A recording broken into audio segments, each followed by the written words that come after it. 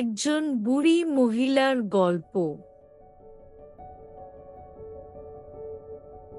রাত হলে শুধু প্রার্থনা করে এক মুঠো খাবারের জন্য।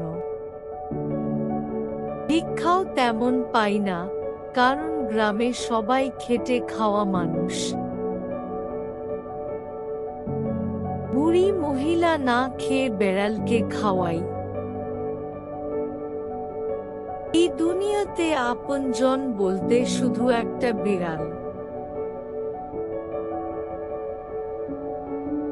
পানির অভাবে সে বৃষ্টির পানি জমিয়ে রাখে।